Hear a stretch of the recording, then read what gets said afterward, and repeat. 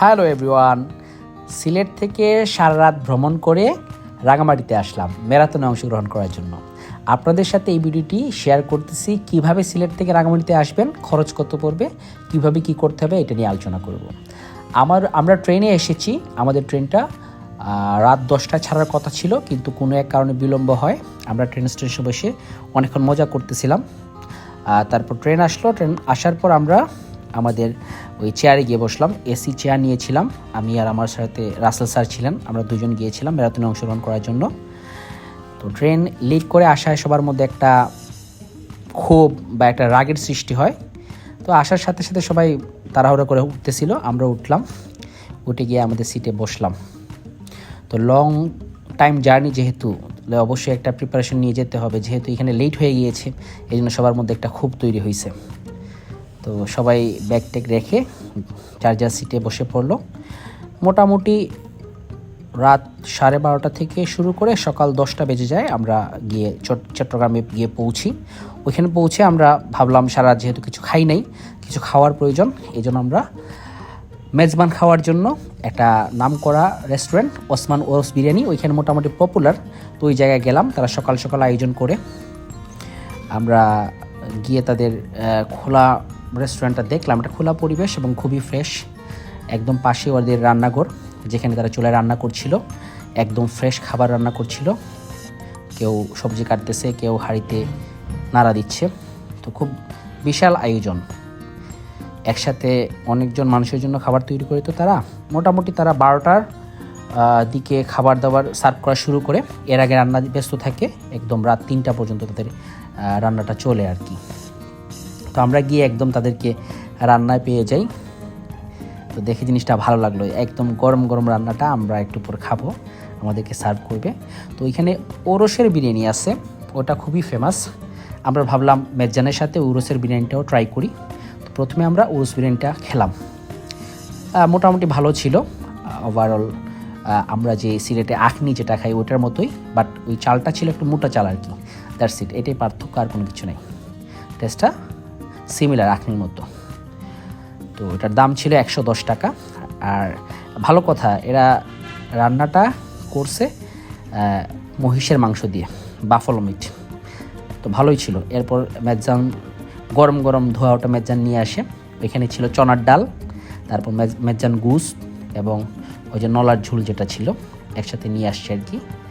তো আমরা খেলাম একটা করে। গরম ধোয়া ওটা রান্নাটা এই জন্য খুব বেশি ভালো লাগছিল। চনার ডালটাও একদম ফ্রেশ ছিল। আর মাটির হাঁড়িতে ওরা সার্ভ করে, যেটা আরও বেশি ইন্টারেস্টিং। তো আমরা একটু গরম ভাত দিয়ে প্রথমে ওই মাংসটা ট্রাই করলাম, একটু সালাদ নিয়ে। বাফলো গুস যেটা আর কি, মেজান গুস যেটাকে বলে, আর কিছু চনার ডাল নিলাম। তো আমার কাছে মোটামুটি টেস্টটা ভালোই লেগেছে। যেহেতু গরম গরম ছিল, এই জন্য আরও বেশি মজা লেগেছে। তো আপনারা যদি আসেন অবশ্যই এখানে ট্রাই করতে পারেন। চিটাগং শহরে অনেক মেজান খাওয়ার জন্য রেস্টুরেন্ট আছে। তো বিশেষ করে এই যে ওরসের বিরিয়ানি যে দোকান মানে রেস্টুরেন্টগুলো আছে আর কি, ওইগুলো এখন খুব বেশি ফেমাস। তো ওসমান ওরস বিরিয়ানিটা আমি আশেপাশে যারা লোক ছিল সবাইকে বললেন সবাই বলছে যে এইখানে গেলে ভালো মানের খাবারটা পাবেন। তো ভালোই লাগলো। আমরা পেট ভরে খেলাম। আর খাবারের কোয়ালিটিটাও খুব ভালো ছিল, যেহেতু একদম ফ্রেশ তারা রান্না করছে। আপনারা যদি আসেন অবশ্যই খাবেন। তো গরম গরম খাওয়া ট্রাই করবেন, তাহলে অবশ্যই এর রিয়েল টেস্টটা পাবেন। আমরা খাবার দাবার শেষ করে আমাদের প্ল্যান হচ্ছে অক্সিজেন মোড়ে যাওয়া। চিটাগংয়ে আসার পর অক্সিজেন মোড় থেকে আপনি পাহাড়িকা বাসের মাধ্যমে রাঙামাটি যেতে পারবেন, অথবা এর সামনে একটা আছে নয়াপাড়া। এই নয়াপাড়াতে যদি আপনি যান, বা নতুন পাড়া যেটাই বলে, তো ওইখানে গিয়ে সিএনজি দিয়ে যাওয়া যায়। তো পাহাড়িকা বা সিএনজি দিয়ে 180 টাকা করে একদম আপনাকে নিয়ে আসবে হচ্ছে রাঙামাটিতে। আমরা সিএনজি করে গেলাম, যেহেতু বাসটা ছাড়তে একটু লেট করতেছিল। তো ভাবলাম বাস এর জন্য ওয়েট না করে আমরা সিএনজি দিয়ে চলে যাই। তো চিটাগং থেকে হাটহাজারি হয়ে রৌজান হয়ে একদম হচ্ছে গিয়ে রাঙামাটি। তো রৌজানের যে পরের যে সাইডটা, এই সাইডটা খুবই ন্যাচারাল। পাহাড়ের আঁকা পাকা রাস্তার মধ্যে দিয়ে গাড়ি চলতেছিল, আসলে খুব ভালো লাগতেছিল। একদম ফ্রেশ এয়ার আমরা পাচ্ছিলাম, খুবই এনজয়েবল। তো রাস্তাটা ভাবলাম ভিডিও করি, আপনারা দেখুন কীরকম লাগে, একটা ফিল নেওয়া যাবে আর কি। তো রাঙামাটিতে আসার মূল উদ্দেশ্য হচ্ছে আমরা হাফ ম্যারাথন 2016 অংশগ্রহণ করব, যেটার জন্য আমরা রেজিস্ট্রেশন করি ঈদের আগে। তো নেক্সট ফ্রাইডেতে হচ্ছে আমাদের ম্যারাথন, তো এই জন্য আমরা একদিন আগেই চলে আসলাম। ভাবলাম এখানে গিয়ে আমরা কিটটা কালেক্ট করব, দেন একটু আশপাশ ঘোরাঘুরি করে একটু রেস্ট করে নেক্সট ডের জন্য আমরা রেডি হব। পাহাড়ি রাস্তা আর একটু মেঘাচ্ছন্ন থাকায় অনেক বেশি ভালো লাগতেছিল, বাতাসগুলো খুবই ফ্রেশ। এবং একটা জিনিস বলতে হয়, এই যে শহরে যে কোলাহল থেকে যখন আপনি একটু আউটসাইডে যাবেন, বিশেষ করে পাহাড়ি সাইড, ওইগুলো খুবই ফ্যান্টাস্টিক। আমরা যাত্রাপথে একটা জায়গায় আমাদের যে ড্রাইভার ছিলেন উনি বললেন যে আমরা একটা চা খাই, এটা চা ব্রেক নিলেন আর কি। উনি হয়তো অনেকক্ষণ ড্রাইভ করছে, এই জন্য বললো চা খাওয়ার জন্য। তো চাটা খেলাম, খুবই ভালো মানের চা ছিল, একদম লিকারটা করা ছিল, দুধ পাউডারের দুধ দিয়ে চাটা। তো এখানে আমাদের সাথে আরও প্যাসেঞ্জার ছিল 3 জন সহ ড্রাইভার, আর আমি আর রাসেল স্যার।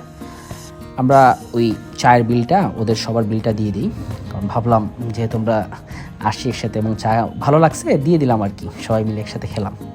তো ড্রাইভার মামা এবং যারা প্যাসেঞ্জার ছিল তারা ওই জায়গার লোকাল ছিল আর কি, ওরা কাজ কাম করে আর কি বিভিন্ন জায়গায়, খুব খুশি হয়েছে ওরা।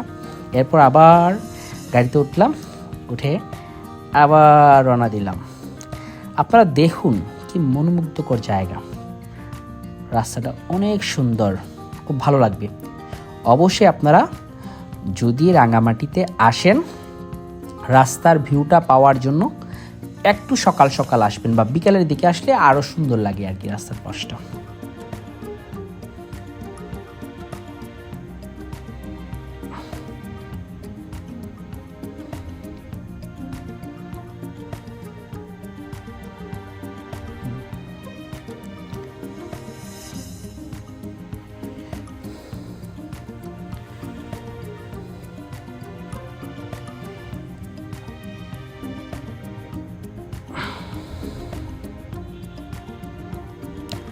অক্সিজেন মোড় থেকে একদম সোজা রাঙামাটিতে আপনার বাসটা আসে পাহাড়িকা। এবং আপনি যদি সিএনজি দিয়ে আসতে চান, অক্সিজেন মোড়েও সিএনজি পাবেন, ওইখানে একটু কম পাওয়া যায়। আপনি একটু সামনে নয়াপাড়াতে আসলে বা নতুন পাড়াতে আসলে ওইখান থেকে অ্যাভেলেবেল সিএনজি আছে, প্রতিটা রেট হচ্ছে 180 টাকা। তো এখানে আপনার কিছু বলা লাগবে না। তো আমরা মোটামুটি প্রায় চলে আসছি, তো ওইখানে নেমে পড়লাম।